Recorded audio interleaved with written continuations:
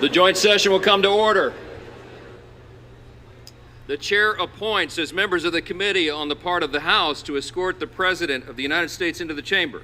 The gentleman from Louisiana, Mr. Scalise. The gentleman from Minnesota, Mr. Emmer. The gentlewoman from Michigan, Mrs. McClain. The gentleman from North Carolina, Mr. Hudson. The gentleman from Pennsylvania, Mr. Reschenthaler. The gentleman from Utah, Mr. Moore. The gentlewoman from Indiana, Mrs. Houchin. The gentleman from Oklahoma, Mr. Hearn. The gentleman from New York, Mr. Jeffries. The gentleman from California, Mr. Aguilar. The gentleman from California, Mr. Liu. The gentlewoman from Washington, Mrs. Delbene. The gentlewoman from Michigan, Mrs. Dingell. The President of the Senate, at the direction of that body, appoints the following senators as members of the committee on the part of the Senate QB, come to down. escort the President of the United States It's into starting. the House chamber. The Senator from South Dakota, Mr. Thune. The Senator from Wyoming, Mr. Barrasso. The Senator from Arkansas, Mr. Cotton. The Senator from West Virginia, Mrs. Capito. The Senator from Oklahoma, Mr. Lankford. The Senator from South Carolina, Mr. Scott. The Senator from New York, Mr. Schumer. The Senator from Illinois, Mr. Durbin. And the Senator from Minnesota, Ms. Klobuchar. The members of the escort committee will exit the chamber through the lobby doors.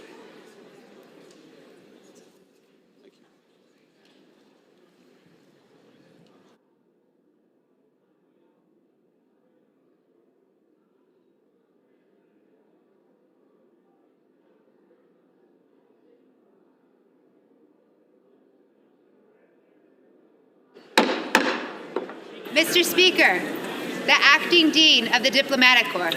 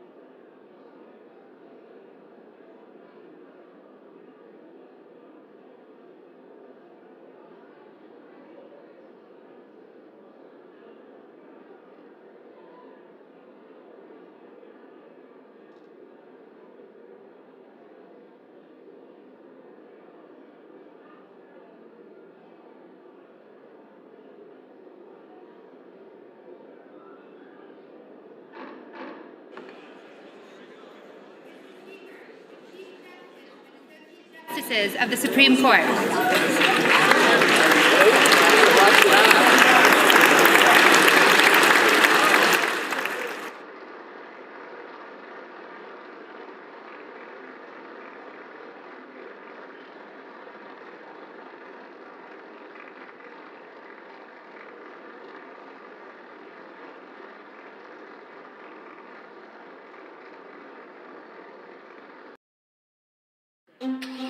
Why do 500,000 of us put on the FedEx badge every morning?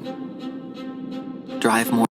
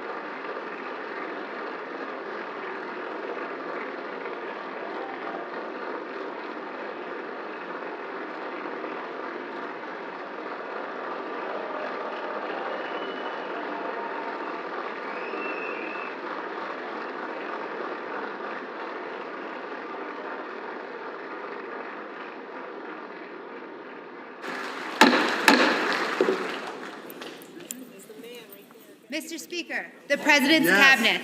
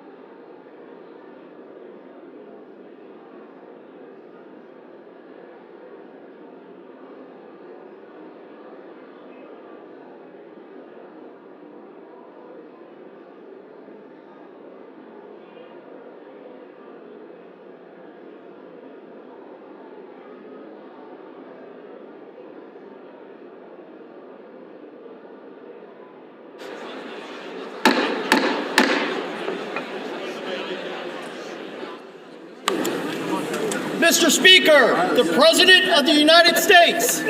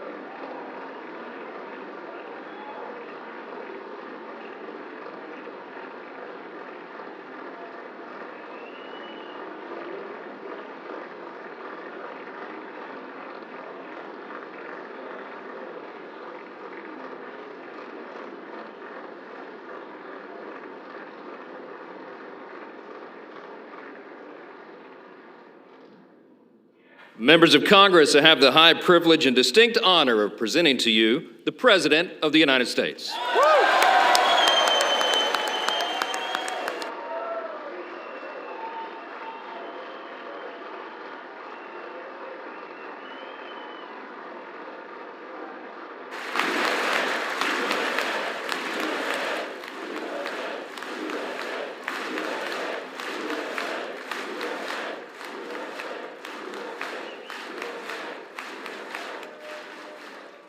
Well, thank you very much, everybody. It's really an honor.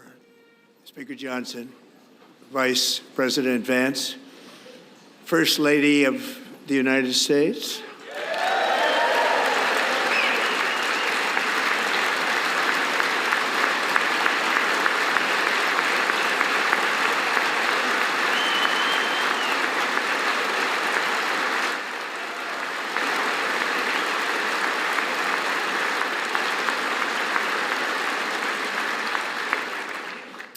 Second Lady of the United States.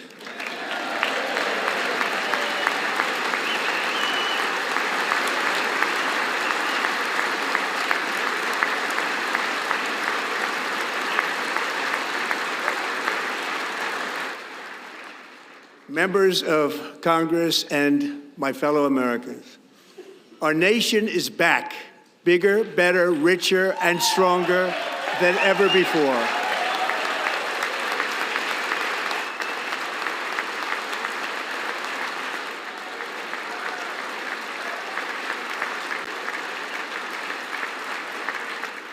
Less than 5 months from now, our country will celebrate an epic milestone in American history. Imagine being able to build an app with your name on it, just by thinking about it. Meet Base 44. Of liberty and triumph, progress and freedom in the most incredible and exceptional nation ever to exist on the face of the earth. And you've seen nothing yet. We're going to do better and better and better. This is the golden age of America.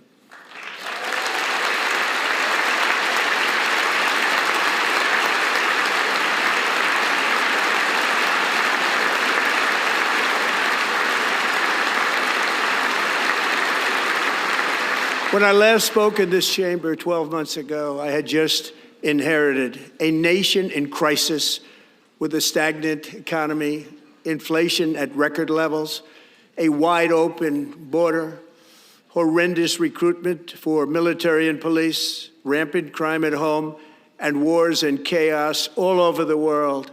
But tonight, after just 1 year, I can say with dignity and pride that we have achieved a transformation like no one has ever seen before, and a turnaround for the ages. It is indeed a turnaround for the ages.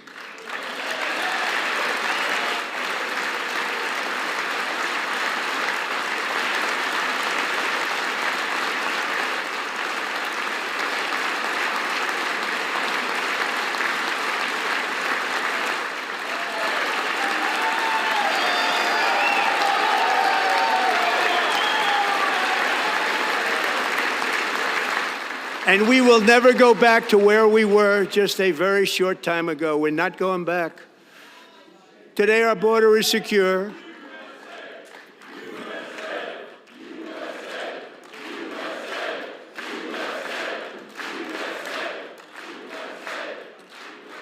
Thank you. Today, our border is secure. Our spirit is restored. Inflation is plummeting. Incomes are rising fast. The roaring economy is roaring like never before, and our enemies are scared. Our military and police are stacked, and America is respected again, perhaps like never before.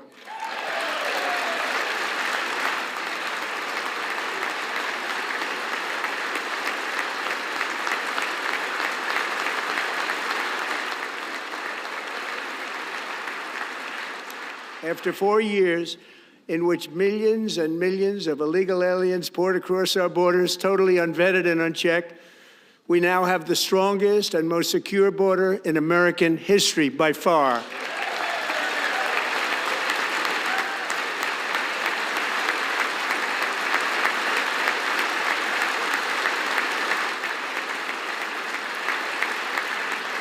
In the past 9 months, 0 illegal aliens have been admitted to the United States.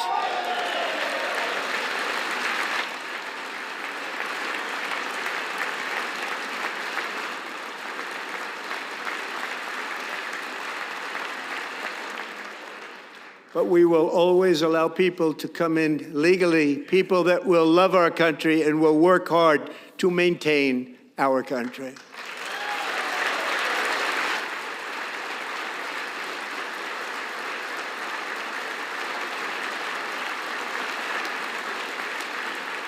The flow of deadly fentanyl across our border is down by a record 56% in 1 year.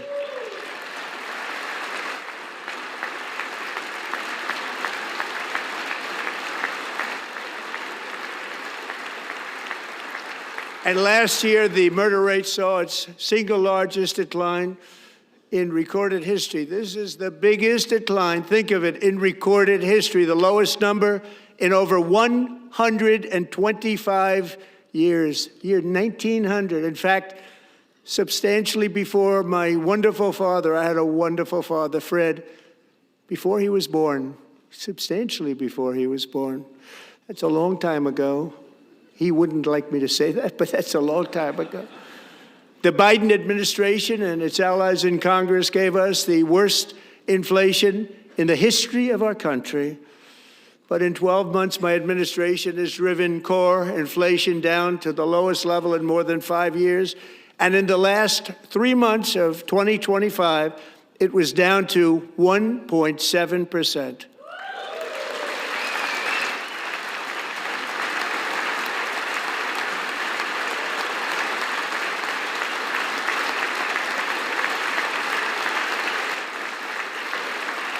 Gasoline, which reached a peak of over $6 a gallon in some states under my predecessor, it was quite honestly a disaster, is now below $2.30 a gallon in most states, and in some places, $1.99 a gallon. And when I visited the great state of Iowa just a few weeks ago, I even saw $1.85 a gallon for gasoline.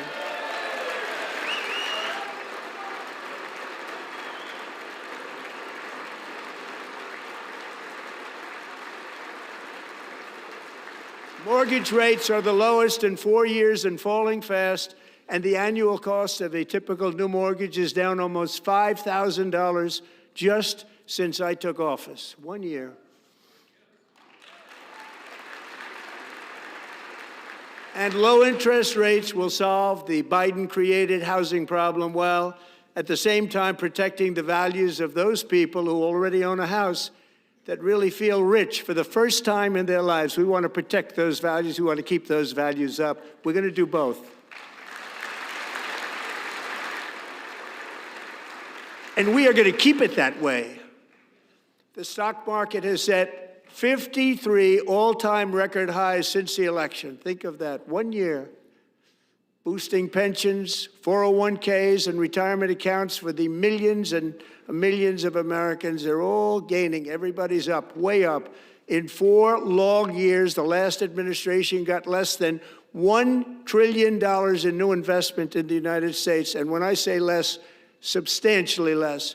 In 12 months, I secured commitments for more than $18 trillion pouring in from all over the globe.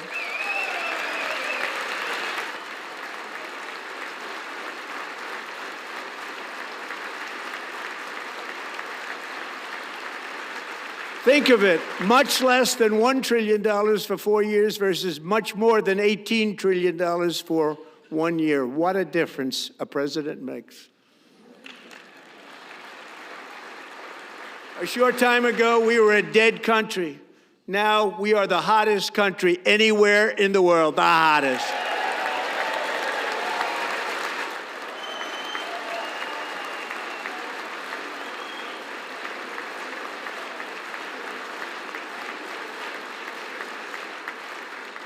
As thousands of new businesses are forming and factories, plants, and laboratories are being built, we have added 70,000 new construction jobs in just a very short period of time. It's getting bigger and bigger and stronger. Nobody can believe what they're watching. American oil production is up by more than 600,000 barrels a day, and we just received from our new friend and partner, Venezuela, more than 80 million barrels of oil.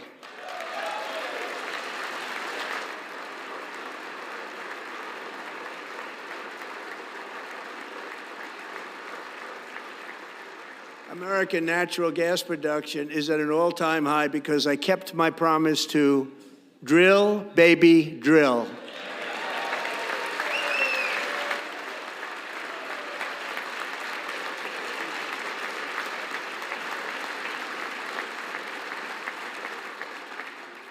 More Americans are working today than at any time in the history of our country. Think about that. Any time in the history of our country, more working today. And 100% of all jobs created under my administration have been in the private sector.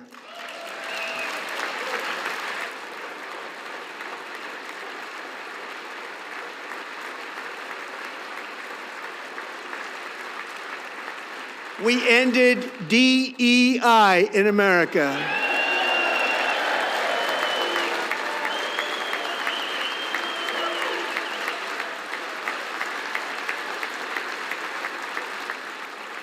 We cut a record number of job-killing regulations, and in 1 year, we have lifted 2.4 million Americans, a record, off of food stamps.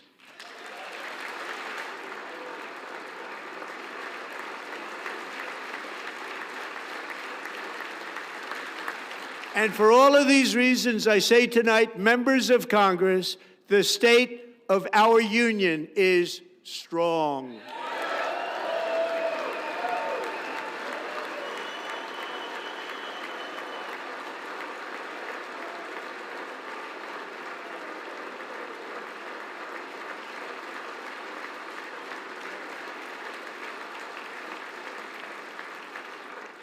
Our country is winning again. In fact, we're winning so much that we really don't know what to do about it. People are asking me, please, please, please, Mr. President, we're winning too much. We can't take it anymore. We're not used to winning in our country.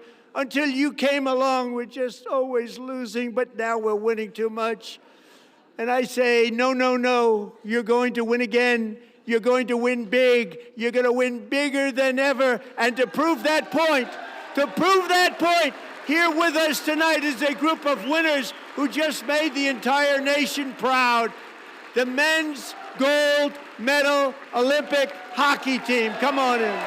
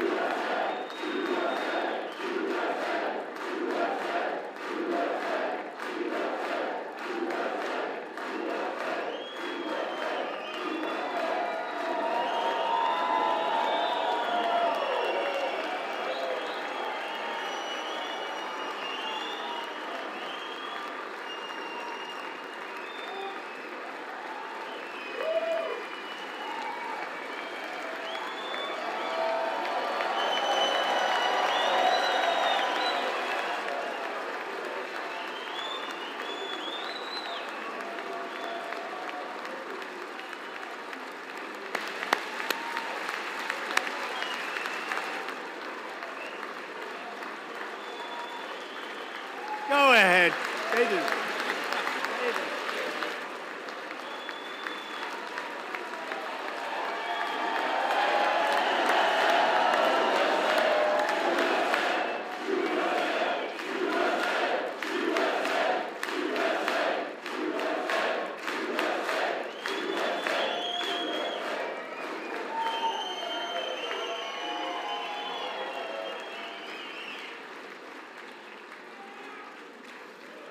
That's the first time I've ever seen them get up. And actually, not all of them did get up. But they beat a fantastic Canadian team in overtime, as everybody saw, as did the American women who will soon be coming to the White House.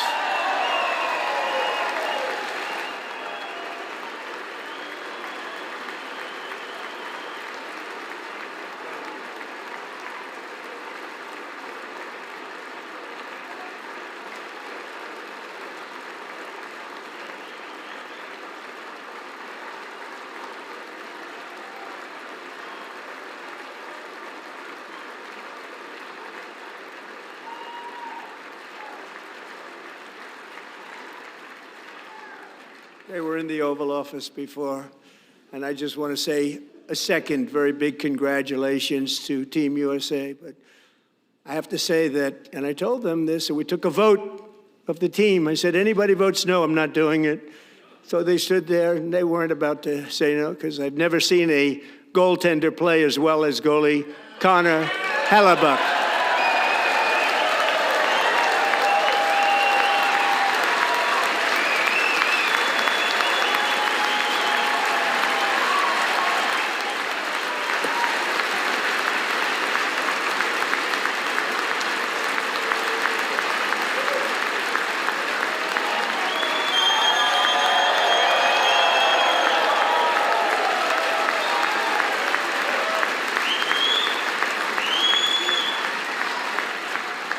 Think of it, 46 shots on goal, and I asked him, the one shot, the one where you put your stick in the back and it hit the neck of your stick and bounced off, do you practice that, or was that a little lucky?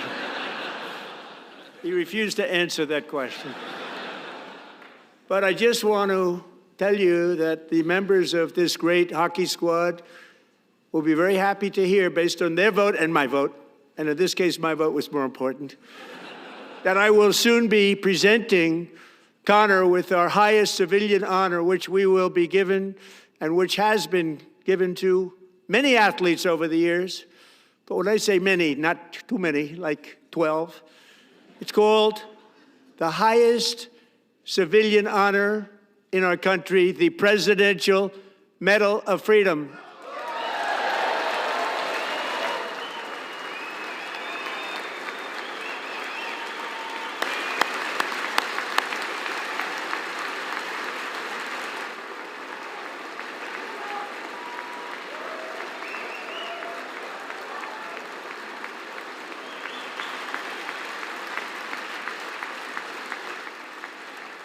Great athletes have gotten that, very great, the best, and I thought he deserved it. And I did take a vote, every single one of them. I said, I'm not giving it if anybody goes no, and every single one of them rapidly put up their hand.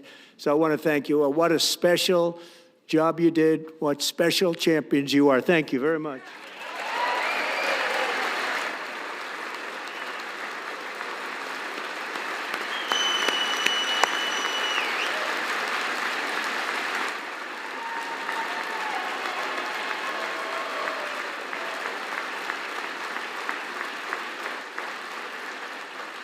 I'm also pleased to say that the next time the Olympic torch is lit, it will be here in America for the 2028 Olympics, and it's the summer version right in Los Angeles. We're going to do a good job in Los Angeles.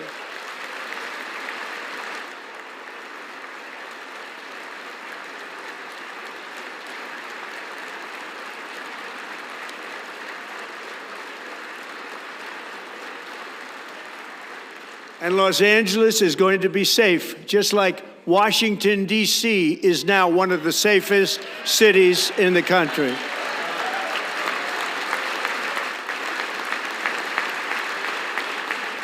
And this year, and I must say I got them both.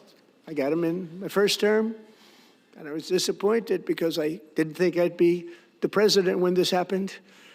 But strange things took place. And now I've got them because I got the Olympics and I got the 2026 FIFA World Cup, and I wanted to claim the 250th, but I didn't get away with that one. I couldn't claim that one for myself. But we're getting the World Cup, so we have the World Cup and the Olympics coming, and that is exciting news.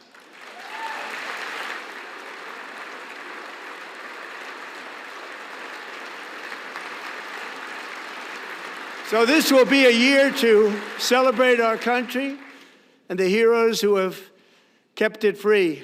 Men like Buddy Taggart. At age 17, Buddy volunteered to defend America.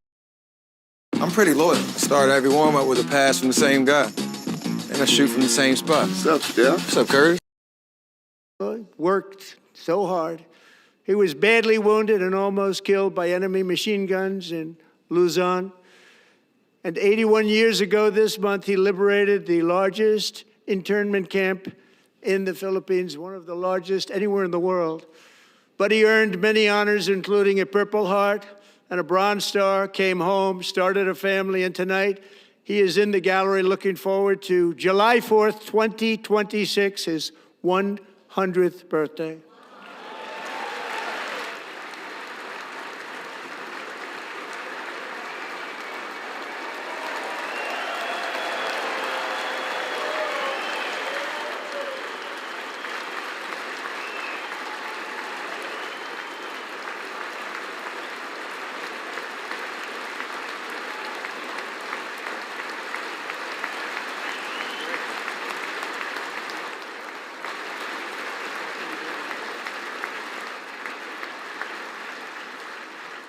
So, buddy, you're a brave man, and we salute you. Even in times of challenge, setback, and immense heartache, the spirit of 1776 has always shone through very brightly. It was July 4th of last year when floodwaters tore through a girls' summer camp in Central Texas, one of the worst things I've ever seen. I was there, rising 26 feet in the matter of minutes, tragically claiming many, many lives. You all remember that one. As the waters threatened to sweep her away, 11-year-old Millie Kate McClymont closed her eyes and prayed to God. She thought she was going to die. Those prayers were answered when Coast Guard rescue swimmer Scott Ruskin descended from a helicopter above. Nobody knew where he came from. It was Scott's first ever rescue mission, a young guy, but very brave, very, very top, always top in his class. And he lifted not just Millie Kate, but 164 others to safety.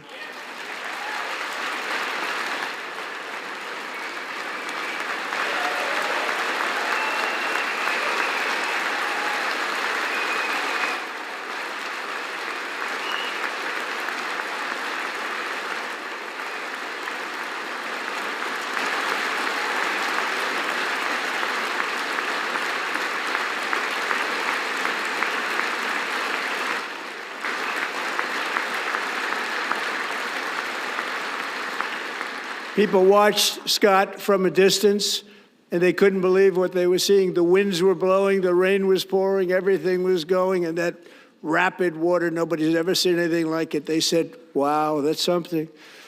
Tonight, Scott and Millie Kate are here together, reunited for the very first time. Thank you, Scott, Millie Kate.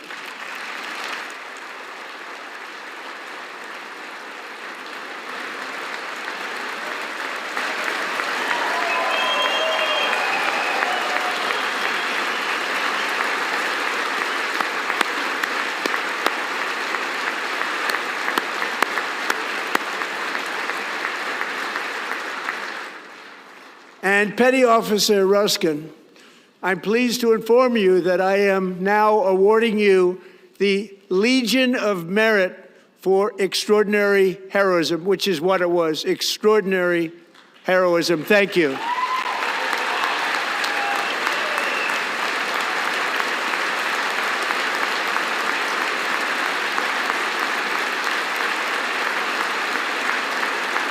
And I'd like to have the military aide to please come down and take care of the service. Military aide, thank you very much. Take care of that very important service. Thank you very much. From 1776 to today, every generation of Americans has stepped forward to defend life, liberty, and the pursuit of happiness. And they're really doing it for the next generation.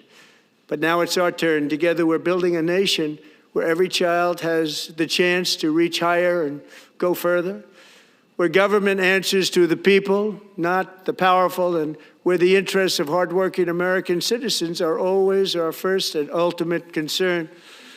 That is the debt we owe to the heroes who came before us, and that is the promise we must keep to America for our 250th year. Last year, I urged this Congress to begin the mission by passing the largest tax cuts in American history, and our Republican majorities delivered so beautifully. Thank you, Republicans.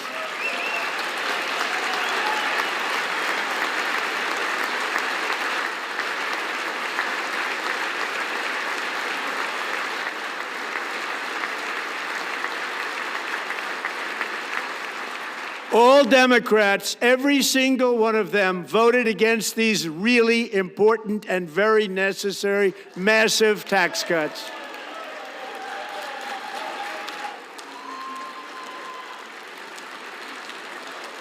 They wanted large-scale tax increases to hurt the people instead.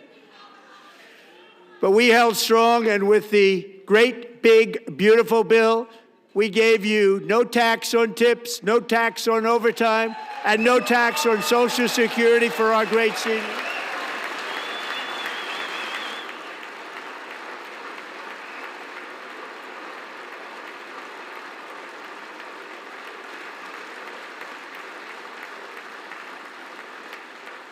And we also made interest on auto loans tax deductible the first time, but only if the car is made in America.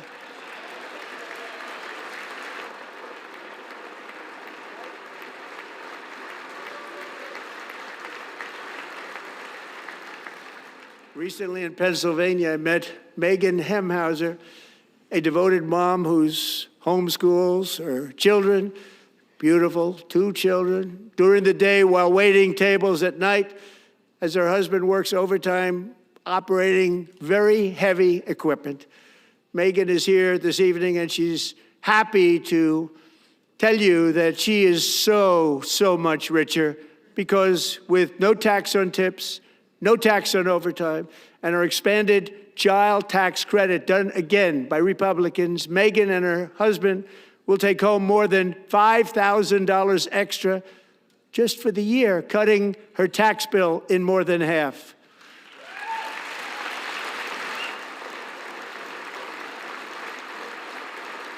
Megan, please stand up. We're fighting for you, Megan. Thank you, Megan. Thank you, Megan. We're fighting for you, Megan. Under our bill, parents like Megan can also activate their children's brand new Trump accounts. And I didn't name it. I did not name it. I did not name that.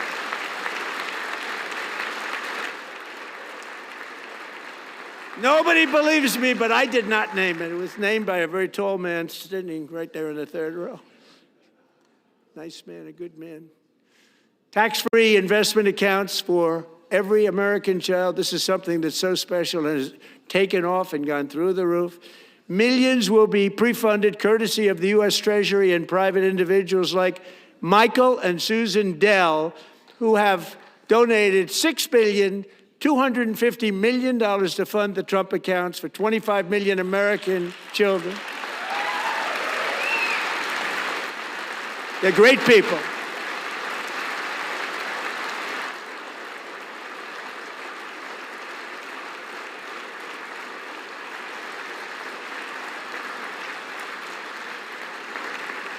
You know, I asked Michael Dell, how do you make all that money? He said, well, I just sat on my dorm in school, and I made computers, and I'd sell them to people. And I just kept selling and selling and selling, and pretty amazing story. That's called the American dream. He sold a lot of computers, a lot of those laptops, so I congratulate him on that, but I really thank him and Susan, as well as others like Brad Gerstner, a very tremendous guy. He was behind it right from the beginning. Brad Gerstner. Thank you, Brad.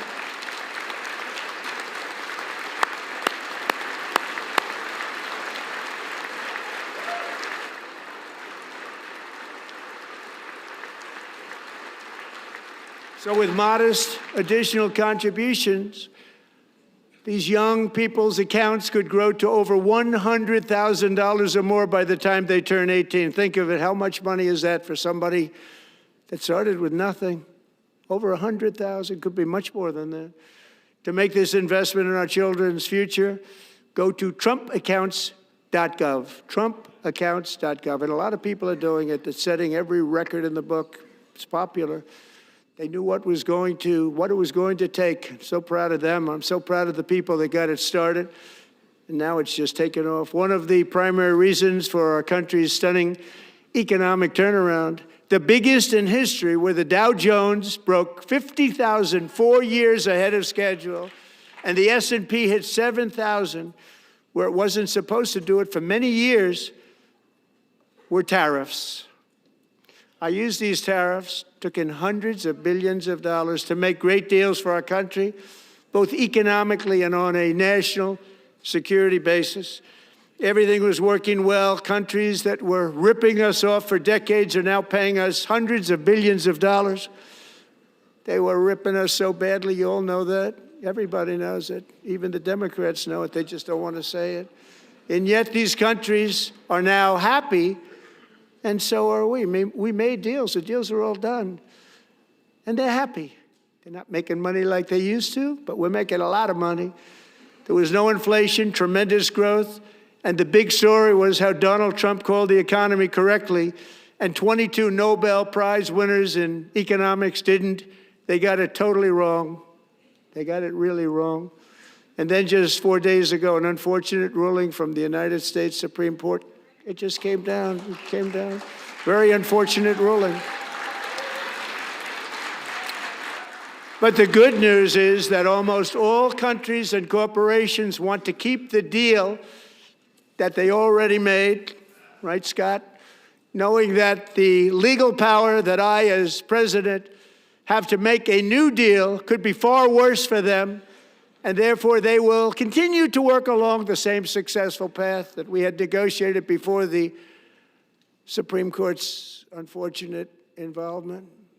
So despite the disappointing ruling, these powerful country-saving, it's saving our country, the kind of money we're taking in, peace-protecting. Many of the wars I settled was because of the threat of tariffs. I wouldn't have been able to settle them without. Will remain in place under fully approved and tested alternative legal statutes. And they have been tested for a long time.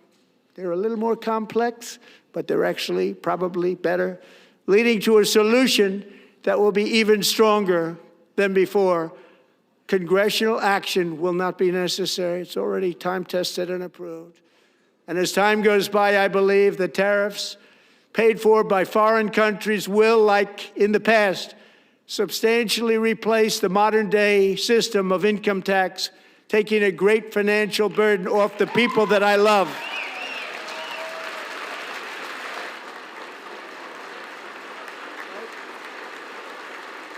Right?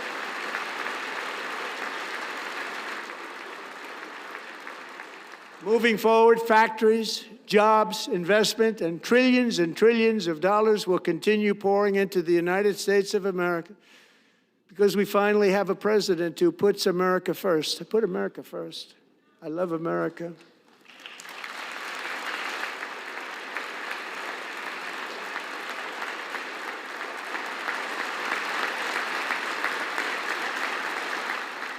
For decades before I came along, we had the exact opposite.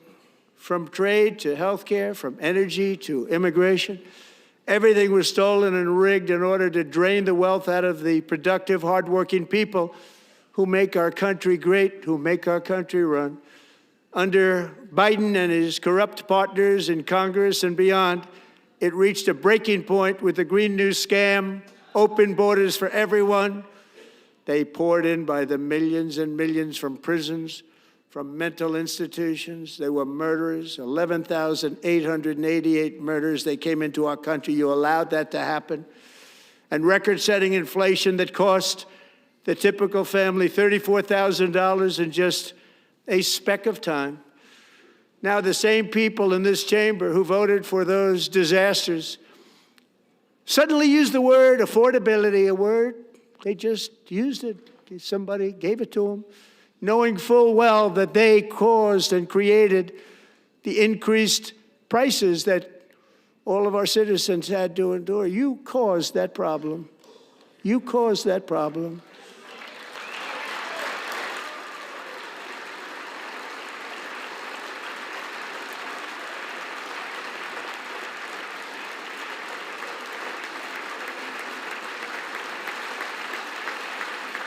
They knew their statements were a lie. They knew it. They knew their statements were a dirty, rotten lie. Their policies created the high prices Our policies are rapidly ending them. We are doing really well. Those prices are plummeting downward.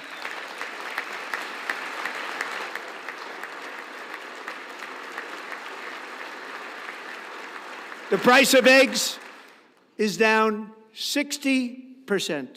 Madam Secretary, thank you. The cost of chicken, butter, fruit, hotels, automobiles, rent is lower today than when I took office by a lot. And even beef, which was very high, is starting to come down significantly. Just hold on a little while. We're getting it down. And soon you will see numbers that few people would think were possible to achieve just a short time ago.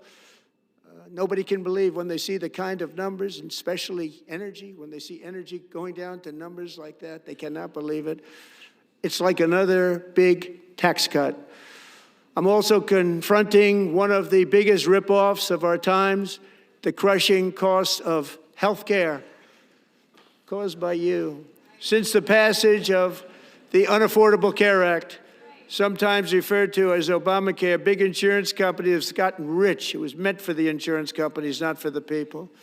With our government giving them hundreds and hundreds of billions of dollars a year as their stock prices soared 1,000, 1,200, 1,400, and even 1,700%, like nothing else.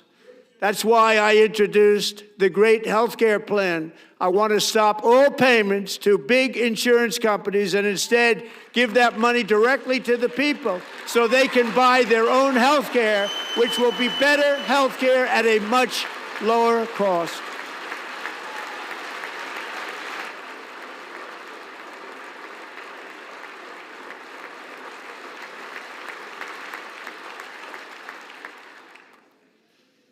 In addition, my plan requires maximum price transparency. That's a big deal. Sounds so simple, so big. And I did that in my first term, and the Democrats immediately terminated it with full knowledge that they were doing a very bad thing for the people. Costs were going to go way up, and that's what happened, and now I'm bringing them way down on health care and everything else. I'm also ending the wildly inflated cost of prescription drugs like has never happened before. If you're from Canada and you have over $10,000 of debt, credit cards, payday loans, lines of credit. Most didn't try, actually. But they tried. They said they tried. They couldn't do it. They didn't even come close. They were all talk and no action. But I got it done. Under my just enacted most favored nation agreements, Americans who have for decades paid by far the highest prices of any nation anywhere in the world for prescription drugs will now pay the lowest price anywhere in the world for drugs. Anywhere, the lowest price.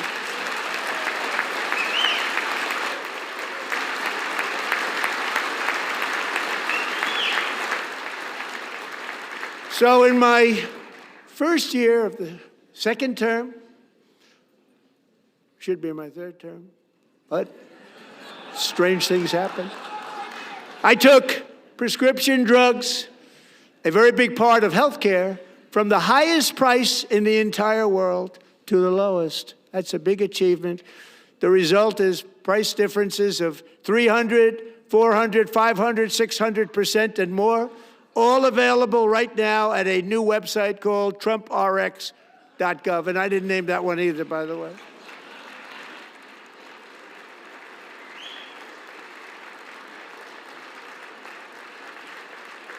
And here tonight is the very first customer ever to get that big discount, and it is big, Catherine Rayner. For 5 years, she and her husband have struggled with infertility, and they turned to IVF. One drug has been costing Catherine $4,000 to purchase, but a few weeks ago, she logged onto the TrumpRx website and got that same drug that cost $4,000, got it for under $500. A reduction of much more, actually, than $3,500. Catherine, we are all praying for you, and you're going to be a great mom.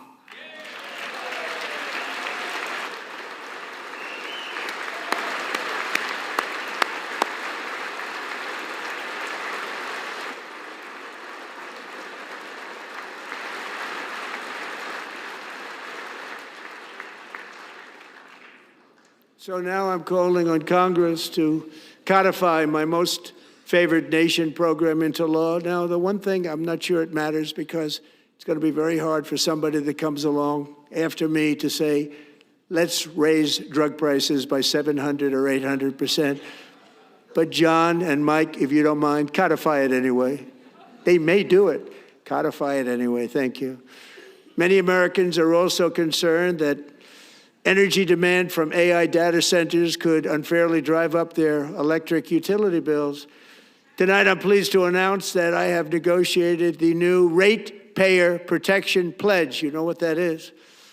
We're telling the major tech companies that they have the obligation to provide for their own power needs. They can build their own power plants as part of their factory so that no one's prices will go up. And in many cases, prices of electricity will go down for the community and very substantially down. This is a unique strategy never used in this country before. We have an old grid. It could never handle the kind of numbers, the amount of electricity that's needed. So I'm telling them they can build their own plant. They're going to produce their own electricity. It will ensure the company's ability to get electricity while at the same time lowering prices of electricity for you, and could be very substantial for all of you cities and towns. You're going to see some good things happen over the next number of years. Another pillar of the American dream that has been under attack is home ownership. With us tonight is Rachel Wiggins, a mom of two from Houston. She placed bids on 20 homes and lost all of those bids to gigantic investment firms that bypassed inspection, paid all cash, and turned those houses into rentals, stealing away her American dream. She was devastated. Stories like this are why last month I signed executive order to ban large Wall Street investment firms from buying up in the thousands single-family homes.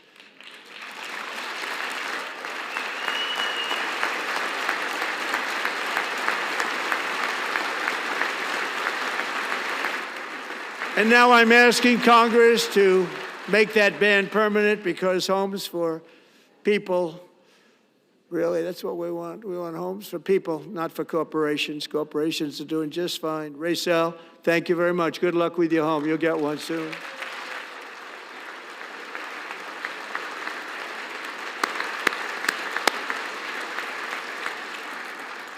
We're also working to make it easier for Americans to save for retirement. And under this administration, we will always protect Social Security and Medicare. They are not protecting it for our seniors. We will always protect Social Security, Medicare, Medicaid.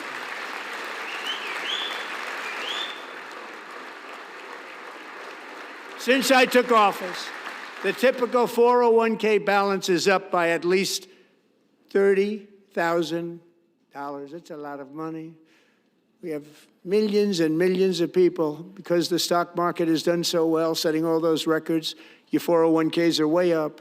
Yet half of all of working Americans still do not have access to a retirement plan with matching contributions from an employer. To remedy this gross disparity, I'm announcing that next year my administration will give these often forgotten American workers, great people, the people that built our country, access to the same type of retirement plan offered to every federal worker. We will match your contribution with up to $1,000 each year.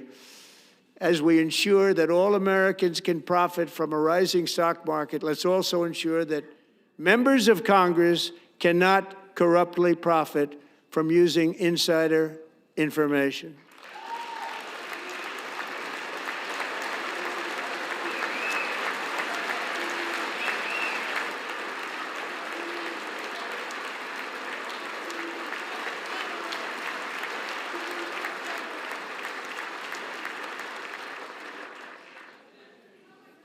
They stood up for that. I can't believe it. I can't believe it. Did Nancy Pelosi stand up if she's here? Doubt it. Pass the Stop Insider Trading Act without delay.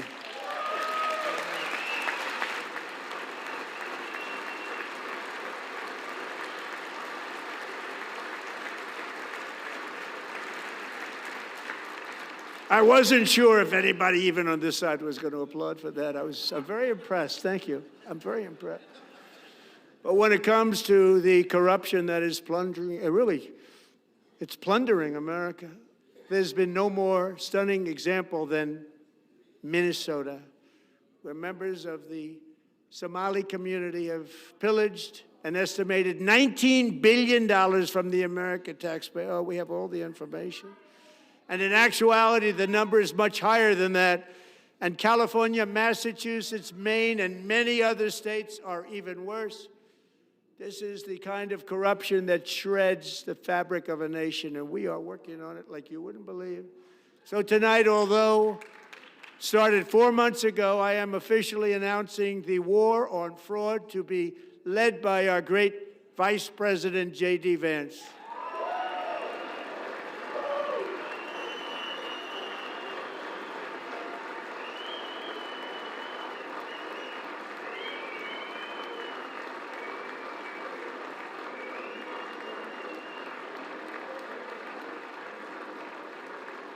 He'll get it done.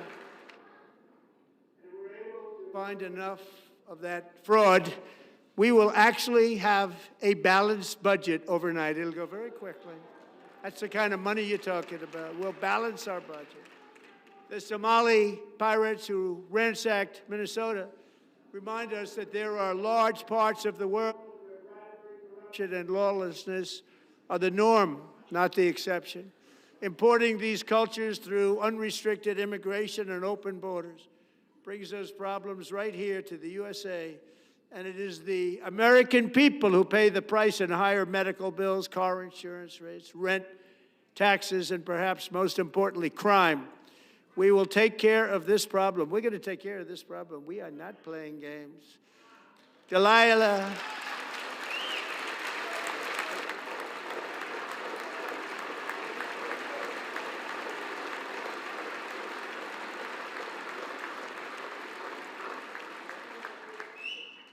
Delilah Coleman was only 5 years old in June 2024 when a 18-wheel tractor trailer plowed into her stopped car traveling at 60 miles an hour or more.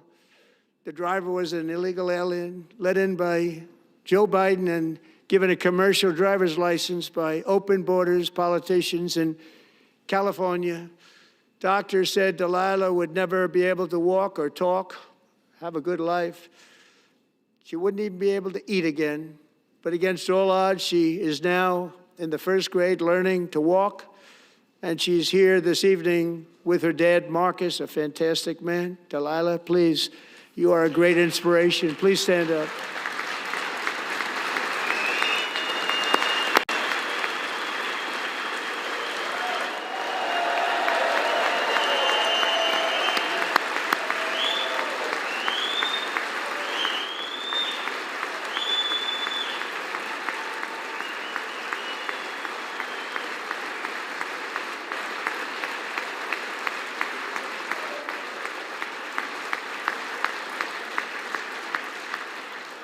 Thank you, Delilah. Many, if not most, illegal aliens do not speak English and cannot read even the most basic road signs as to direction, speed, danger, or location. That's why tonight I'm calling on Congress to pass what we will call the Delilah Law, barring any state from granting commercial driver's licenses to illegal aliens.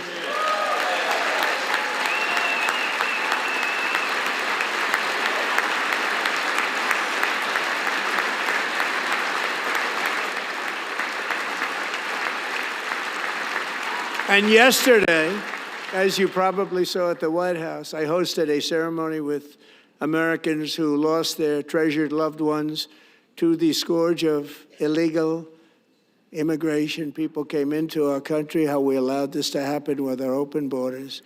These are the angel moms and families that for decades our government betrayed and our media totally ignored. It was terrible.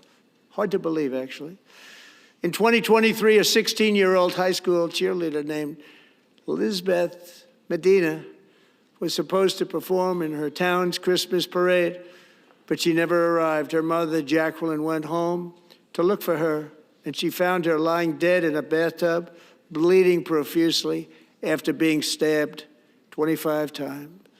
Lizbeth's killer was a previously arrested illegal alien who had broken in and brutally extinguished the brightest light in her family's life, violently and viciously. Her heartbroken mother is in the gallery to remind everyone in this chamber exactly why we are deporting illegal alien criminals to our country at record numbers, and we're getting them the hell out of here fast. We don't want them.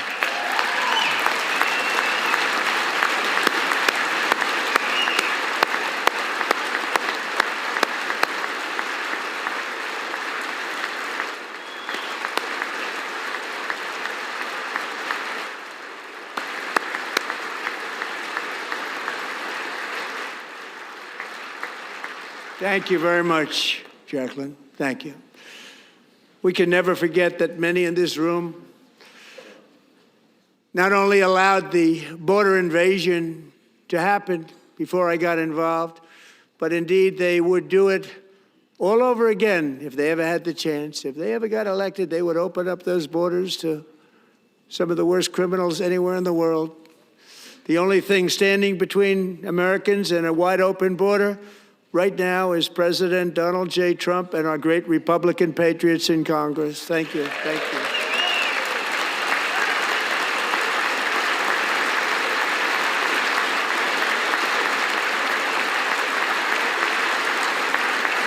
As we speak, Democrats in this chamber have cut off all funding for the Department of Homeland Security. It's all cut off. It's all cut off. They have instituted another Democrat shutdown, the first one costing us 2 points on GDP. 2 points we lost on GDP, which probably made them quite happy, actually. Now they have closed the agency responsible for protecting Americans from terrorists and murderers.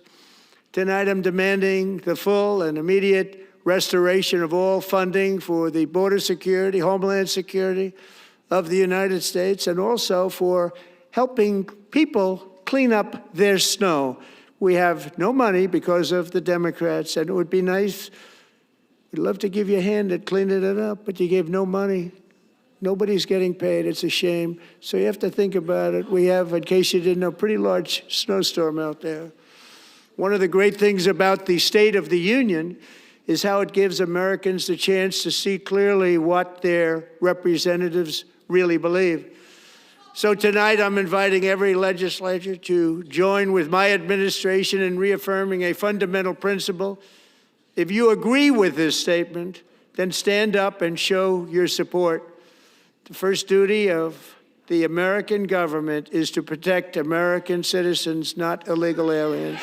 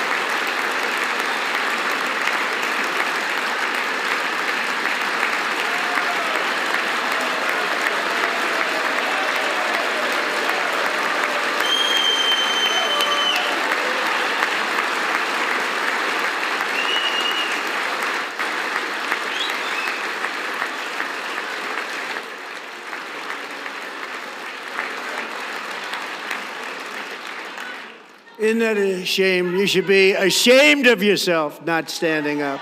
You should be ashamed of yourself. That is why I'm also asking you to end deadly sanctuary cities that protect the criminals and enact serious penalties for public officials who block the removal of criminal aliens. In many cases, drug lords, murderers all over our country, they're blocked. We're building the future of nuclear energy right here in Ontario. The first small modular reactors in the G7. The first large-scale nuclear facilities in decades. Securing our future as an energy superpower. That's how we protect Ontario.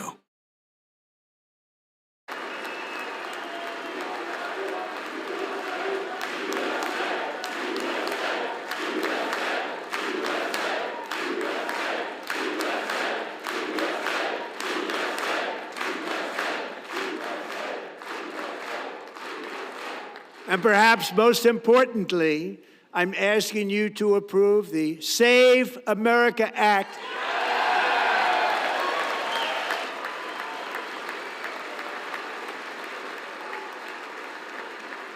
To stop illegal aliens and others who are unpermitted persons from voting in our sacred American elections. That cheating is rampant in our elections. It's rampant. It's very simple. All voters must show voter ID.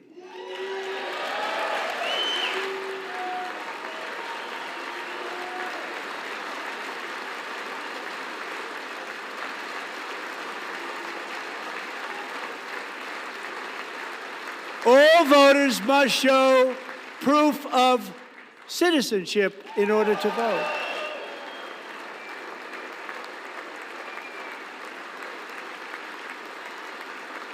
And no more crooked mail-in ballots except for illness, disability, military, or travel. None. And this should be an easy one. And by the way, it's polling at 89%, including Democrats, 89%.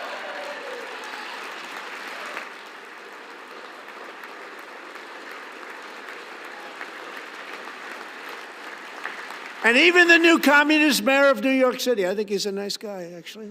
Speak to him a lot. Bad policy, but nice guy. Just said they want people to shovel snow. They got hit hard. Wants them to shovel snow, but if you apply for that job, you need to show 2 original forms of ID and a Social Security card. Yet they don't want identification for the greatest privilege of them all, voting in America. No, it's no good. No good. Both Republicans and Democrats overwhelmingly agree on the policy that we just enunciated. And Congress should unite and enact this common sense, country-saving legislation right now, and it should be before anything else happens.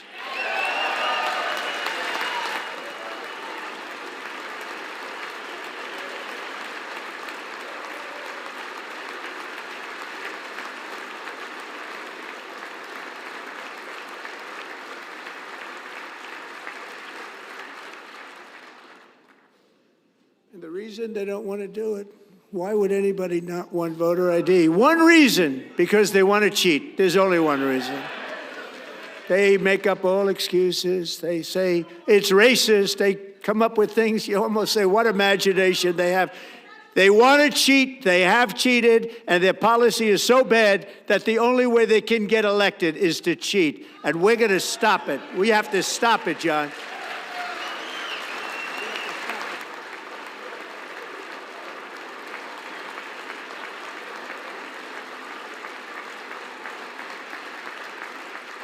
And here is one more opportunity to show common sense in government. In the gallery tonight are Sage Blair and her mother, Michelle. In 2021, Sage was 14 when school officials in Virginia sought to socially transition her to a new gender, treating her as a boy and hiding it from her parents. Hard to believe, isn't it? Before long, a confused Sage ran away from home after she was found in a horrific situation in Maryland A left-wing judge refused to return Sage to her parents because they did not immediately state that their daughter was their son. Sage was thrown into an all-boys state home and suffered terribly for a long time. But today, all of that is behind them because Sage is a proud and wonderful young woman with a full-ride scholarship to Liberty University. Sage and Michelle, please stand up.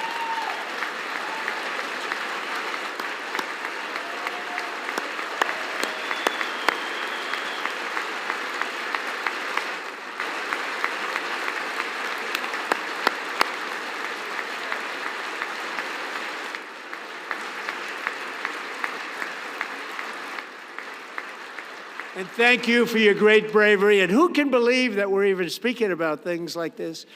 15 years ago, if somebody was up here and said that, they'd say, what's wrong with him? But now we have to say it because it's going on all over numerous states without even telling the parents. But surely we can all agree no state can be allowed to rip children from their parents' arms and transition them to a new gender against the parents' will. Who would believe that we're even talking about this? We must ban it, and we must ban it immediately.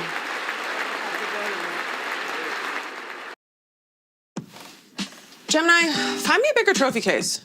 You got it. The oak one's... Oh, that's gonna need lights. How about the second one? Perfect. And she's still undefeated.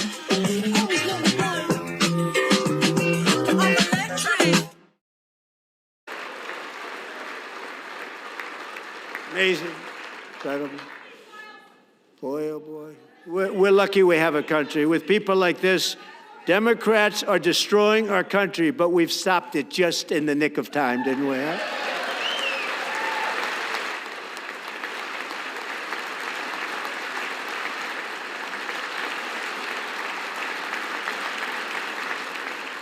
No one cares more about protecting America's youth than our wonderful First Lady, now a movie star. She's a movie star. Can you believe it?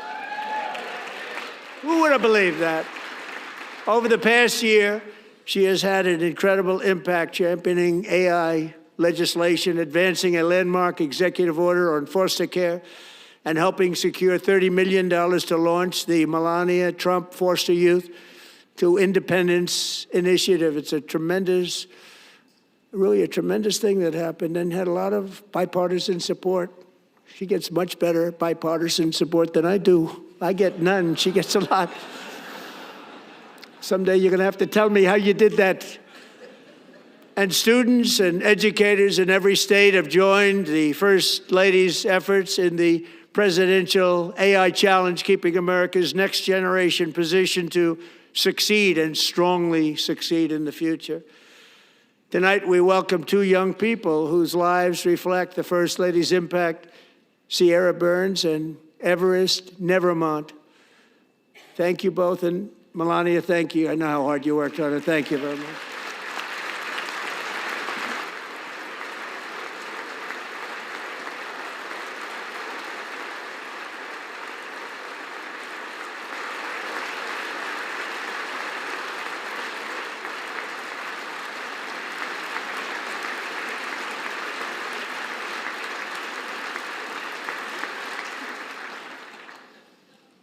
I'm very proud to say that during my time in office, both the first 4 years and in particular this last year, there has been a tremendous renewal in religion, faith, Christianity, and belief in God. Tremendous renewal.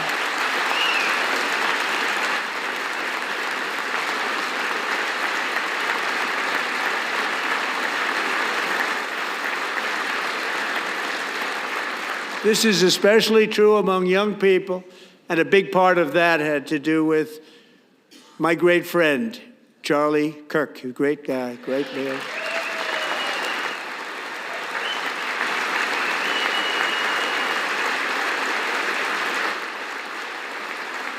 So last year, Charlie was violently murdered by an assassin and martyred, really martyred for his beliefs. His wonderful wife, Erica, is with us tonight. Erica, please stand.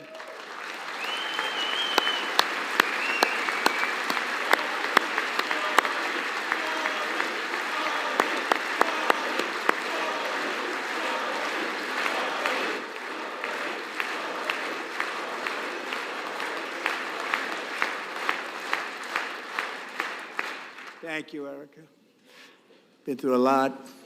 In Charlie's memory, we must all come together to reaffirm that America is one nation under God, and we must totally reject political violence of any kind.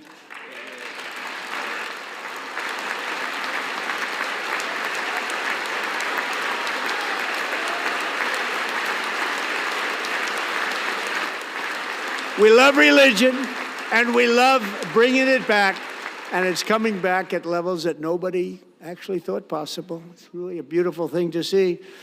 Above all, unleashing America's promise requires keeping our communities safe. We have made incredible strides, yet dangerous repeat offenders continue to be released by pro-crime Democrat politicians again and again. We are honored to be joined tonight by a woman who's been through hell, Anya Zarutska. In 2022, she and her beautiful daughter, so beautiful, what a beautiful young woman, Irina, fled war-torn Ukraine to live with relatives near Charlotte, North Carolina. And by the way, what's going on with Charlotte?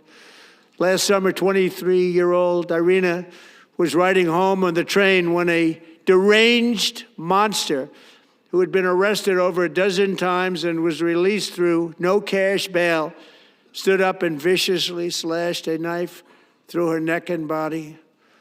No one will ever forget. There were people on that train.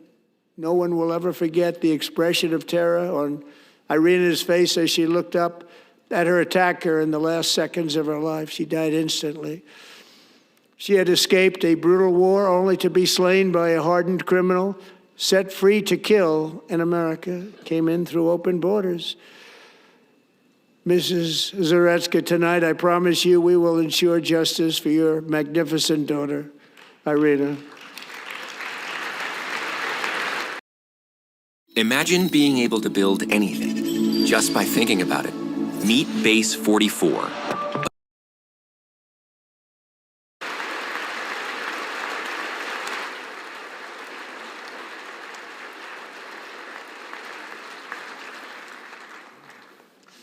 How do you not stand?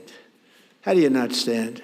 I'm asking this Congress to pass tough legislation to ensure that violent and dangerous repeat offenders are put behind bars, and importantly, that they stay there.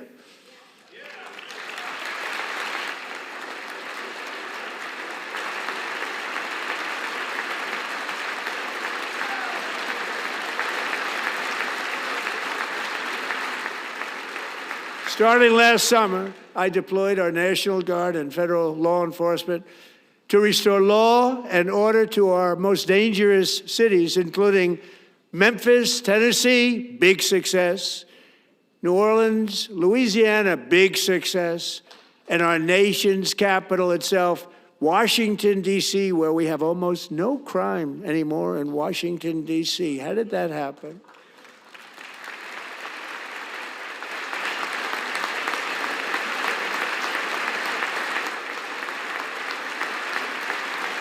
In fact, crime in Washington is now at the lowest level ever recorded, and murders in D.C. this January were down close to 100% from a year ago.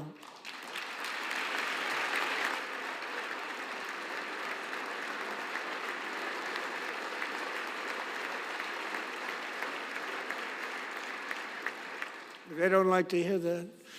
One of the brave service members who helped achieve this stunning turnaround was 20-year-old West Virginia Army National Guard Specialist Sarah Beckstrom. After a 4-month deployment, she voluntarily extended her service, and her rank was going to be lifted. She was doing so well. They were so proud of her. But the very next day, she was on patrol near the White House when she was ambushed and shot in the head by a terrorist monster from Afghanistan. Shouldn't have been in our country. And all because she wore the uniform of our nation. She was shot. He traveled here because he didn't like people wearing our uniform. He was sick and deranged. Shouldn't have been in our country. Sarah Beckstrom died in order to defend our capital. and we are honored to be joined by her wonderful parents, Gary and Evalie. Your daughter was a true American patriot, and she will be greatly missed. She was a great person. I saw reports on her. They've never seen anything like it.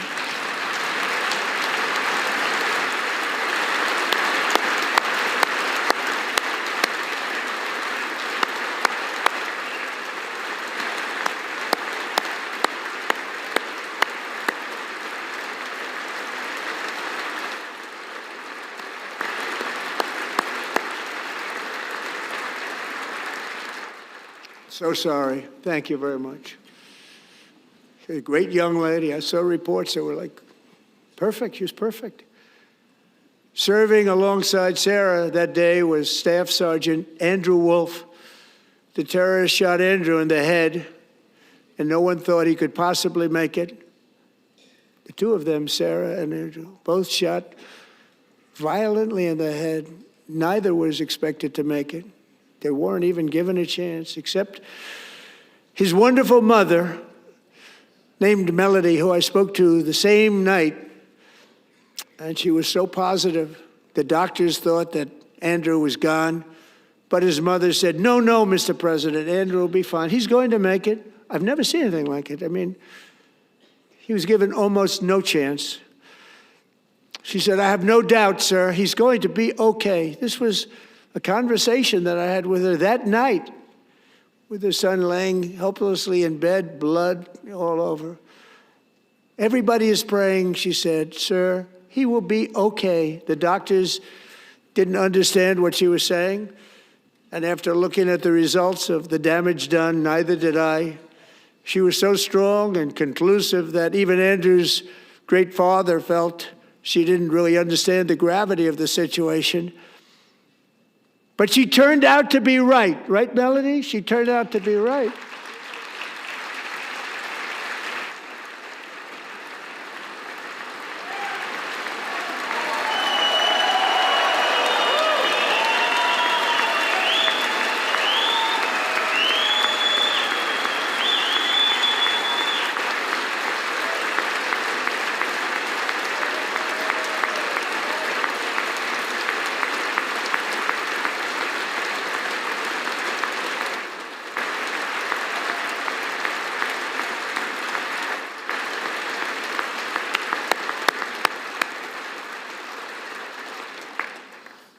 Amazing, actually.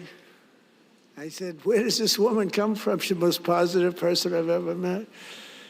With God's help, Andrew has battled back from the edge of death, and we're talking about the edge of death, on his way to a miraculous recovery. He's got a little work to do, but he's doing great. Nice to see you. He's a good-looking guy. Nice to see you. Thanks, Andrew. Thank you very much.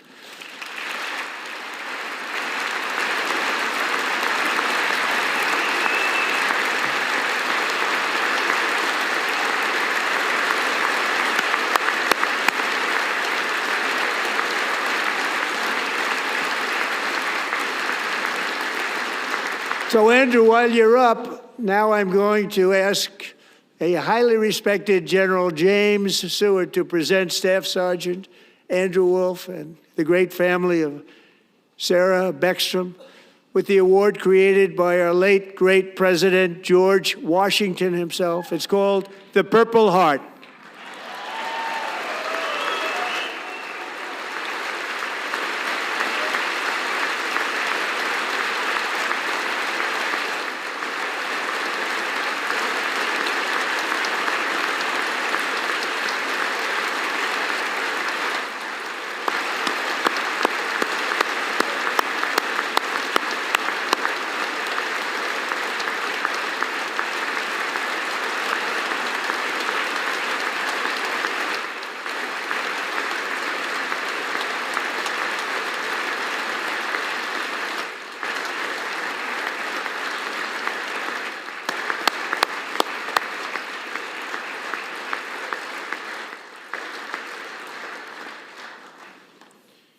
We love you all. Love you. We're proudly restoring safety for Americans at home, and we are also restoring security for Americans abroad. Our country has never been stronger. In my first 10 months, I ended 8 wars, including Cambodia. Isn't it funny? Sick people.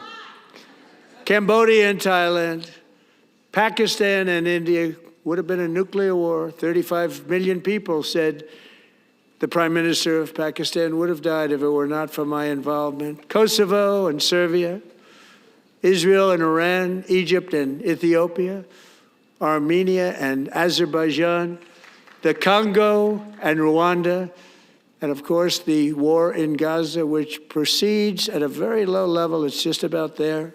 And I want to thank Steve Witkoff and Jared Kushner for your help. Thank you, Steve. Thank you, Jared.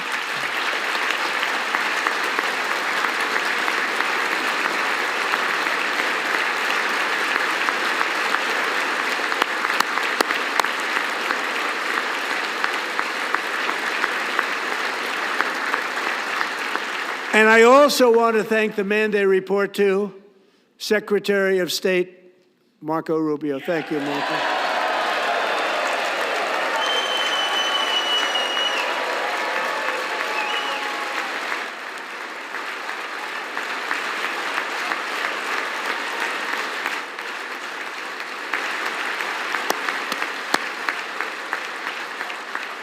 People like you. You know, Marco got 100% of the votes when he was in confirmation. I think our next one was about 54%. And some of the Democrats are now saying, I can't believe we approved that guy. And he said it's an honor that they feel that way, right, Marco? You have done a great job, great Secretary of State. I think he'll go down as the best ever.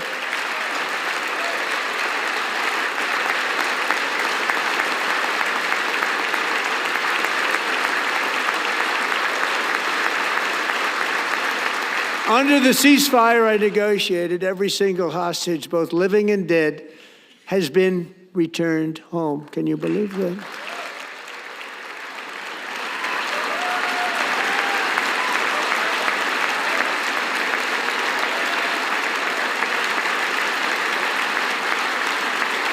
Nobody thought it was possible. Nobody thought that was possible.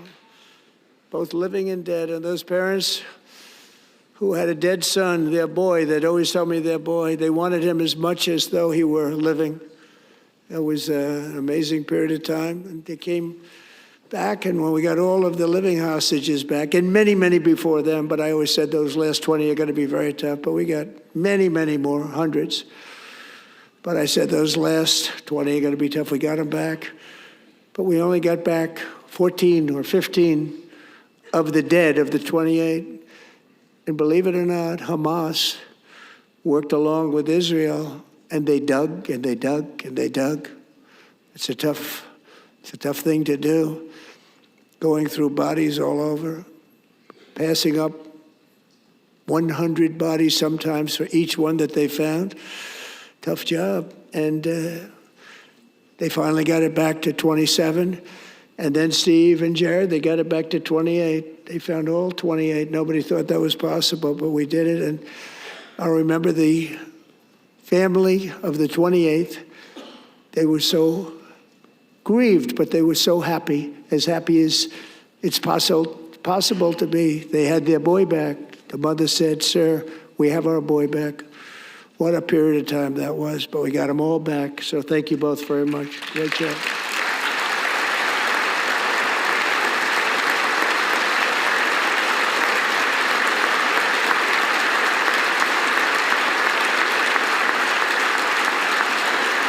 And we're working very hard to end the 9th war, the killing and slaughter between Russia and Ukraine, where 25,000 soldiers are dying each and every month. Think of that, 25,000 soldiers are dying a month. A war which would have never happened if I were president, would have never happened. As president, I will make peace wherever I can, but I will never hesitate to confront threats to America wherever we must.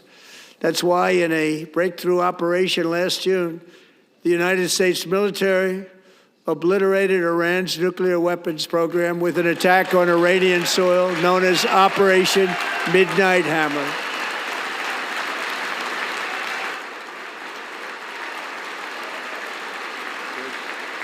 Good.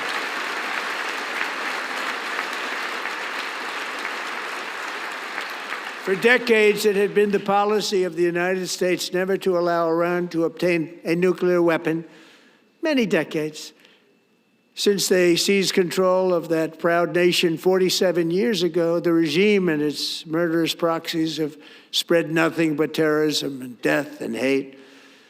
They've killed and maimed thousands of American service members and hundreds of thousands and even millions of people with what's called roadside bombs. They were the kings of the roadside bomb.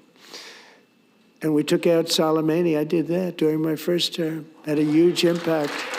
He was the father of the roadside bomb.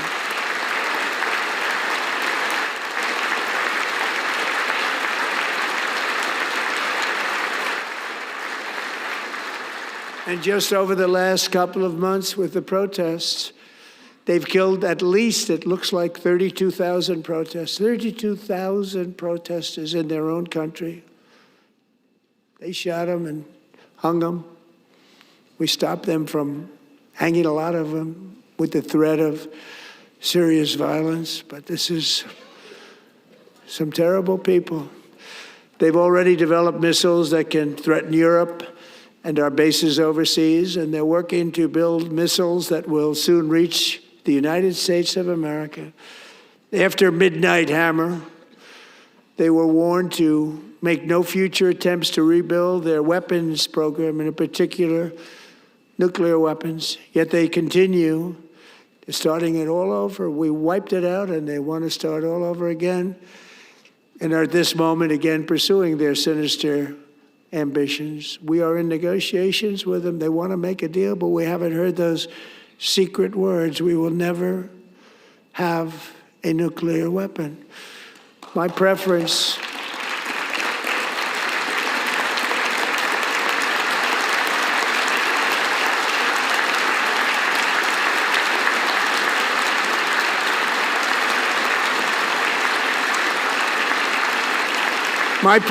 is to solve this problem through diplomacy. But one thing is certain, I will never allow the world's #1 sponsor of terror, which they are by far, to have a nuclear weapon. Can't let that happen.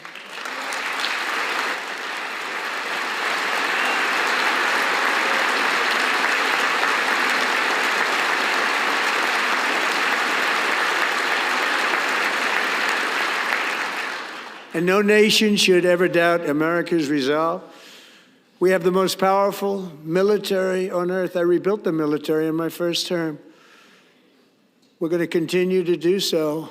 Also, we just approved a $1 trillion budget. We have no choice. We have to be strong because hopefully we will seldom have to use this great power that we built together. It's really called peace through strength, and it's been very, very effective.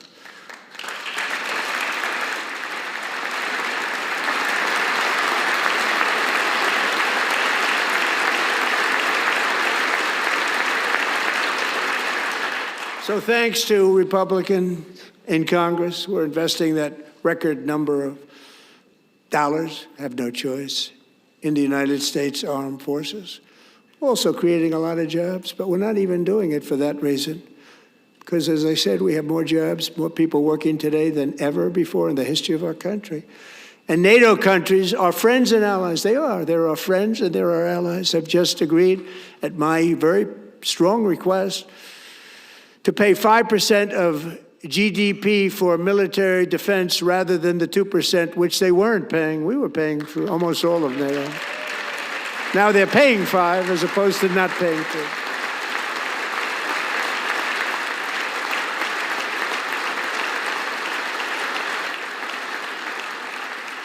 2. And getting that 5% was something which everyone said would never be done, could not happen. We got it really easily with one meeting. And big difference between 2% that's not paid. We were paying the freight of many of them. Very few were paid up. Now 5%, then they're paid. And everything we send over to Ukraine is sent through NATO, and they pay us in full. They pay us totally in full. Every branch of our armed forces is setting records for recruitment. This is so exciting. And every service member recently.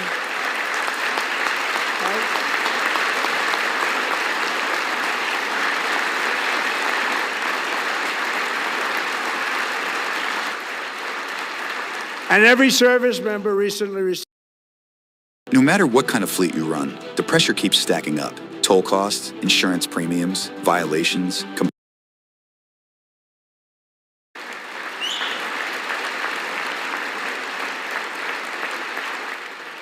You know, they put it on my desk. We got the money from tariffs and other things, a lot of money we have. We have much more money than people understand. Have to rebuild that program a little bit, but it won't take long.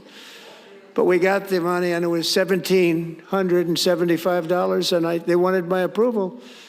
And I said, what's the number? $1,775. I said, wait a minute, for one more dollar, we can have $1,776. It's going to I said, we're going to figure that. I never asked anybody if we could afford it. One more dollar, I said $1,776.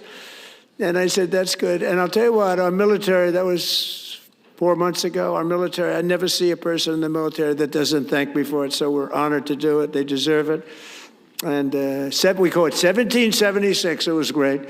And we love our military. We love our law enforcement. We love our firemen. You know, the firemen don't get mentioned enough. We love our firemen. We're also...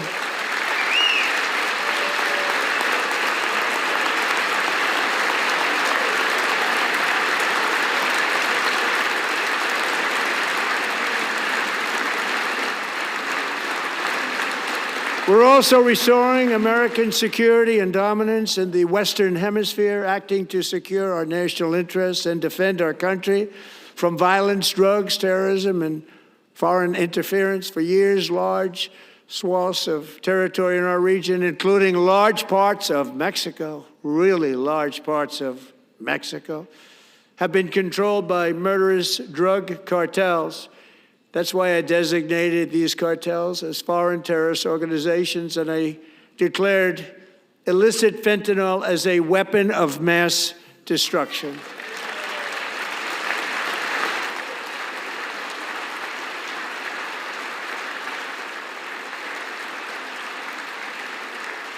And with our new military campaign, we have stopped record amounts of drugs coming into our country and virtually stopped it completely coming in by water or sea. You probably noticed that.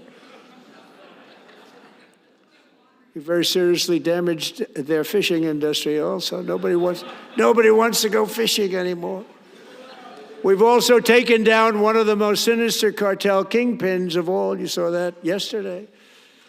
In January,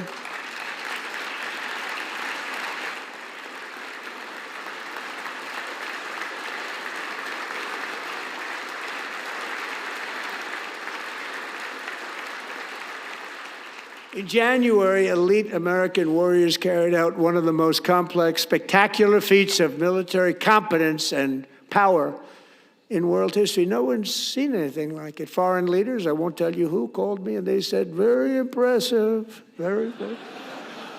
They couldn't believe, they all watched, they saw what happened. This is a different fighting force that we had years ago when we fought to tie. You know, it's a great fighting force. I'm so proud of it. Look at Space Force. Space Force is my baby, because we did that. My baby is becoming so important.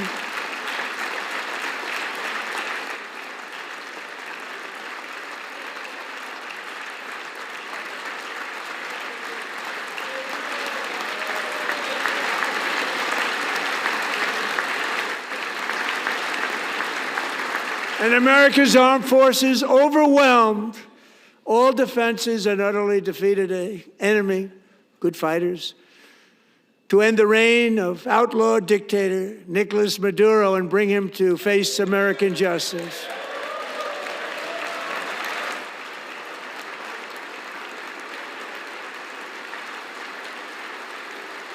And this was an absolutely colossal victory for the security of the United States, and it also opens up a bright new beginning for the people of Venezuela. We're working closely with the new president of Venezuela, Delcy Rodriguez, to unleash extraordinary economic gains for both of our countries, and to bring new hope to those who have suffered so terribly. They really did suffer. With us tonight is Alejandro Gonzalez. She grew up in a tight-knit Venezuelan family and was especially close to her beloved uncle Enrique. But after Enrique ran for office and opposed Maduro, he was kidnapped by Maduro's security forces and thrown into the regime's really infamous prison in Caracas. Alejandro feared she would never see her uncle again. She feared for her own life also.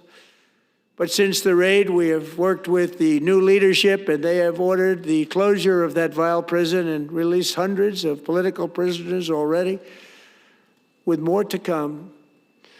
Alejandro, I'm pleased to inform you that not only has your uncle been released, but he is here tonight. We brought him over to celebrate his freedom with you in person. Enrique, please come down.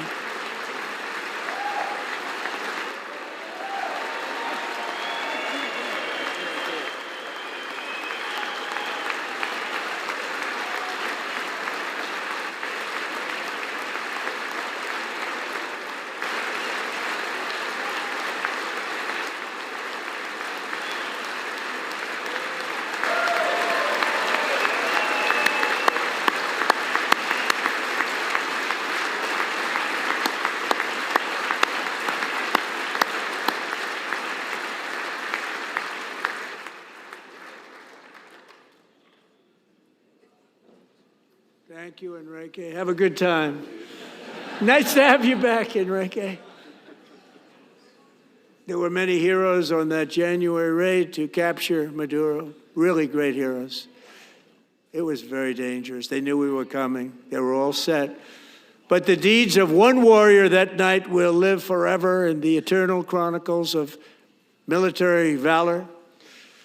Chief Warrant Officer 5, Eric Slover, planned the mission and was the flight lead in the cockpit of the first helicopter, a big, beautiful, powerful helicopter. It was a massive Chinook carrying, as you can imagine, many, many American warfighters. Wearing the dog tags his wife Amy had blessed with holy water before he left. She knew it was going to be a rough one. Eric steered the Chinook under the cover of night and descended swiftly upon Maduro's heavily protected military fortress. This was a major military installation, protected by thousands of soldiers and guarded by Russian and Chinese military technology. How did that work out? Not too good. While preparing to land, enemy machine guns fired from every angle, and Eric was hit very badly in the leg and hip, one bullet after another. He absorbed 4 agonizing shots, shredding his leg into numerous pieces. And yet, despite the fact that the use of his legs was vital to successful helicopter flight, legs are the most important part of flying a helicopter, to deliver the many commandos who would capture and detain Maduro was the only thing Eric was thinking about. Then, even as he was gushing blood, which was flowing back down the aisle, helicopter lands at a steep angle.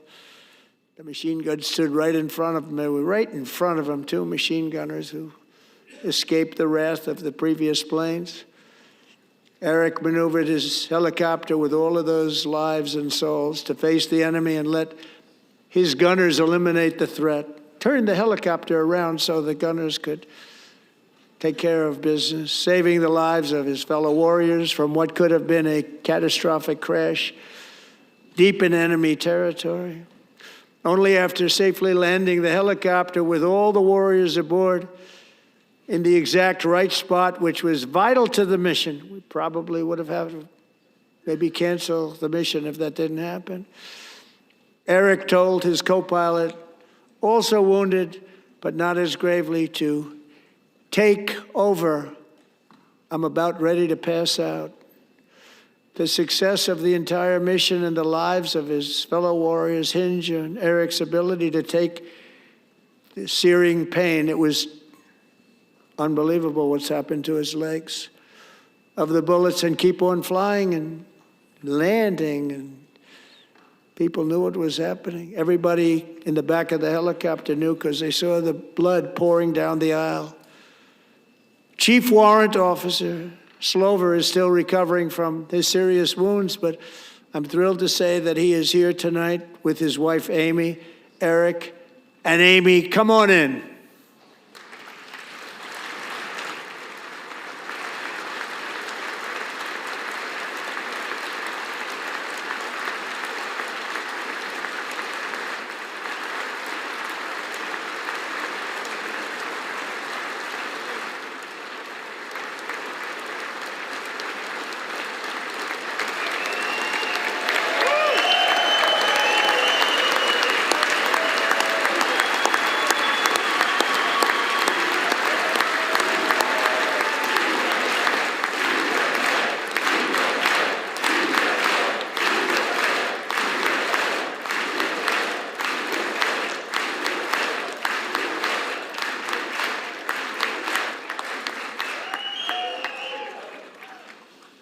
So we have a surprise for Eric and Amy. In recognition of Eric's actions above and beyond the call of duty, I would now like to ask General Jonathan Braga to present Chief Warrant Officer Slover with our nation's highest military award, the Congressional Medal of Honor.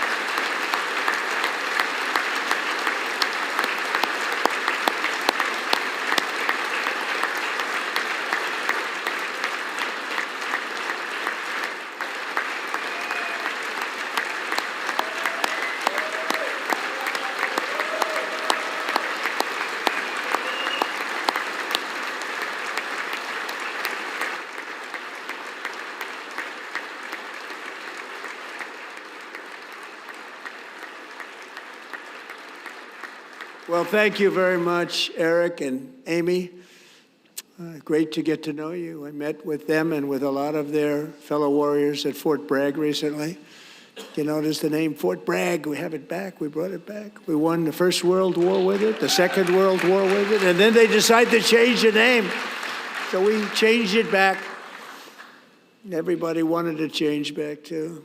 And 10 of Eric's fellow warriors from that incredible night of victory will also be receiving medals at a private ceremony that will soon be held at the White House, and Eric will be there. Thank you.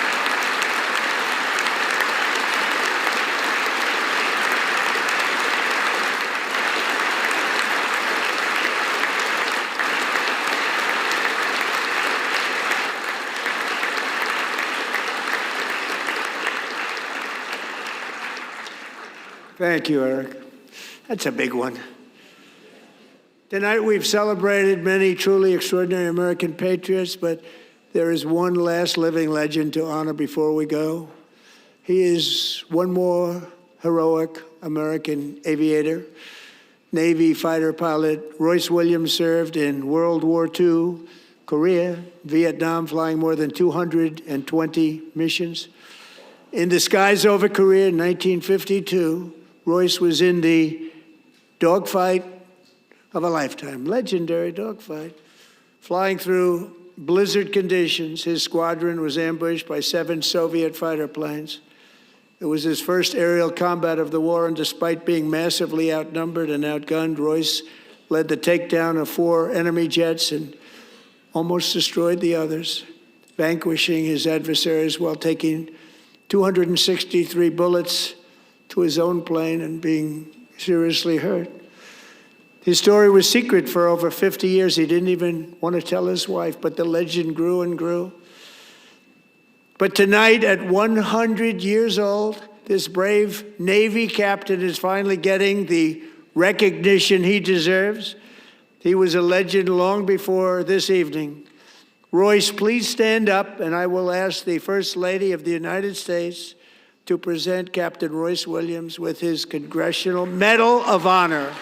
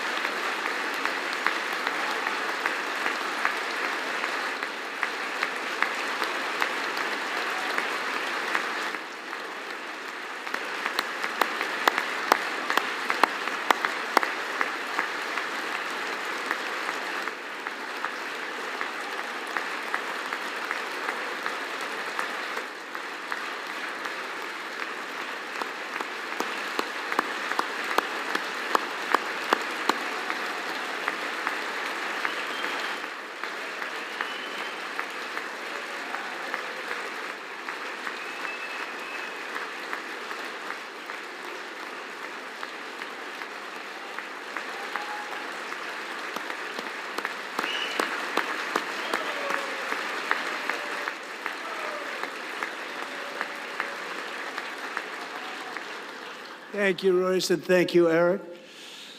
I've always wanted the Congressional Medal of Honor, but I was informed I'm not allowed to give it to myself, and I wouldn't know why I'd be taking it, but if they ever open up that law, I will be there with you someday. But you know, that's our highest honor, Congressional Medal of Honor, and that's a big thing, and it's an honor to be in the same room with you. Thank you both very much, Eric. Thank you.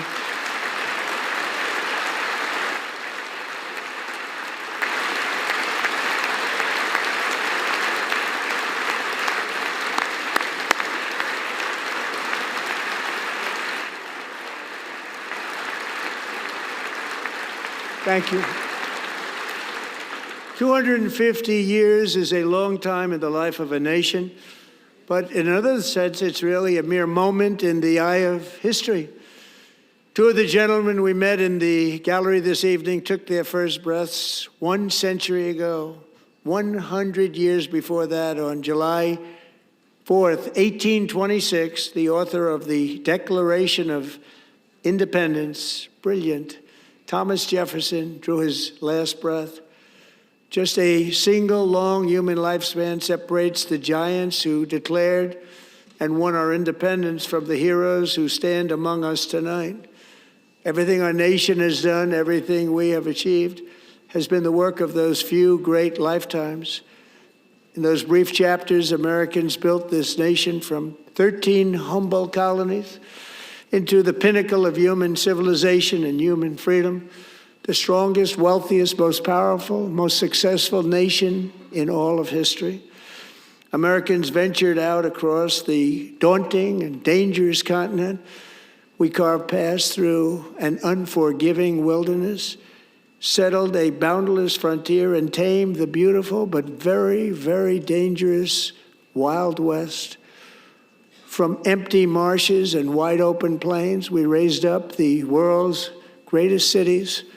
Together, we mastered the world's mightiest industries and shattered history's monstrous tyrannies. and we liberated millions from the chains of fascism, communism, oppression, and terror. Americans lifted humanity into the skies on the wings of aluminum and steel, and then we launched mankind into the stars on rockets powered by sheer American will and unyielding American pride. We wired the globe with our ingenuity. We captivated the planet with American culture. And now we are pioneering the next great American breakthroughs that will change the entire world. All of this and so much more is the enduring legacy, unmatched glory of the hardworking patriots who built and defended this country and who still carry the hopes and freedoms on all of humanity's backs. For years they were forgotten, betrayed, and cast aside. But that great betrayal is over, and they will never be forgotten again. Because when the world needs courage, daring, vision, and inspiration, it is still turning to America. And when God needs a nation to work his miracles, he knows exactly who to ask. There is no challenge Americans cannot overcome, no frontier too vast for us to conquer, no dream too bold for us to chase, no horizon too distant for us to claim. For our destiny is written by the hand of providence, and these first 250 years were just the beginning. From the rugged border towns of Texas to the heartland villages of Michigan, from the sun-kissed shores of Florida to the endless fields of the Dakotas, and from the historic streets of Philadelphia to right here in our nation's capital, Washington, D.C., the golden age of America is upon us. The revolution that began in 1776 has not ended. It still continues because the flame of liberty and independence still burns in the heart of every American patriot. And our future will be bigger, better, brighter, bolder, and more glorious than ever before. Thank you, God bless you, and God bless America.